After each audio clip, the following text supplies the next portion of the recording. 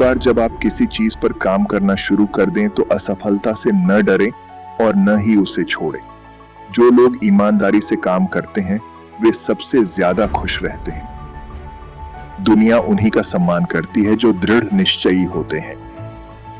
कोई काम शुरू करने से पहले हमेशा अपने आप से 3 प्रश्न पूछें। मैं यह क्यों कर रहा हूं? परिणाम क्या होंगे और क्या मैं सफल होऊंगा? जब आप गहराई से सोचें और इन प्रश्नों के संतोषजनक उत्तर पालें, तभी आगे बढ़ें।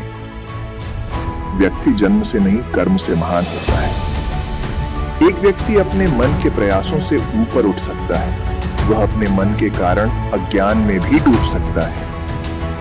फूलों की खुशबू हवा की दिशा में ही फैलती है, लेकिन इंसान की अच्छाई हर तरफ फैलती है। हमें जो बीत गया उसके लिए चिंतित नहीं होना चाहिए, न ही हमें भविष्य के बारे में चिंतित होना चाहिए। विवेकशील व्यक्ति केवल वर्तमान क्षण से ही निपटते हैं। विपत्ति आने पर मनुष्य को शोक नहीं करना चाहिए। सुख और दुख ईश्वर प्रदत्त हैं। जीवन और मृत्यु भी प्राकृतिक है। धन दौलत और जमीन स्थायी नहीं है। ताकतवरों के लिए कौन सी जगह बहुत भारी है और प्रयास करने वालों के लिए कौन सी जगह बहुत दूर है। शिक्षा सबसे अच्छी मित्र है। शिक्षित व्यक्ति का हर जगह सम्मान होता है। शिक्षा सुंदरता और यौवन को हरा देती है। अशिक्षित व्यक्ति का जीवन कुत्ते की पूंछ के समान बेकार है, जो न तो उसके पिछले सिरे को ढकती है और न ही उसे कीड़ों के काटने से बचाती है। इंसान अकेला ही पैदा होता है और अकेला ही मर जाता है, और वह अपने कर्मों के अच्छे और बुरे परिणाम अकेले ही भोगता है, और वह अकेला ही नरक या परम धाम चला जाता है।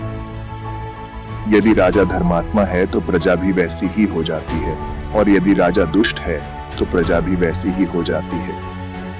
यदि वह गुण और पाप दोनों के प्रति उदासीन है तो उनका भी वही चरित्र होता है। बोलने से पहले अपने आप से पूछें कि क्या आप जो कहने जा रहे हैं वह सच है, दयालु है, आवश्यक है, सहायक है।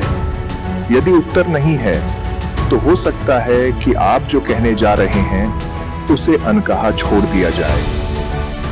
मूर्ख व्यक्ति के लिए किताबें उतनी ही उपयोगी होती हैं जितना कि अंधे व्यक्ति के लिए दर्पण। जब तक आपका शरीर स्वस्थ और नियंत्रण में है और मृत्यु दूर है, तब तक अपनी आत्मा को बचाने का प्रयास करें। जब मृत्यु निकट हो तो आप क्या कर सकते हैं?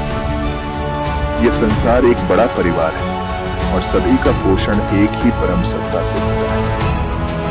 जो माता पिता अपने बच्चों को शिक्षा नहीं देते वे उनके शत्रु हैं, क्योंकि जैसे हंसों के बीच सारस होता है वैसे ही सभा में अज्ञानी बच्चे होते हैं। आध्यात्मिक शांति के अमृत से संतुष्ट लोगों को जो सुख और शांति मिलती है, वह लालची लोगों को बेचैन होकर इधर उधर भटकने से नहीं मिलती। इंसान को ज्यादा ईमानदार नहीं होना चाहिए। सीधे पेड़ पहले काटे जाते हैं और ईमानदार लोगों को पहले धोखा दिया जाता है। भले ही कोई सांप जहरीला न हो, फिर भी उसे जहरीला होने का दिखावा करना चाहिए।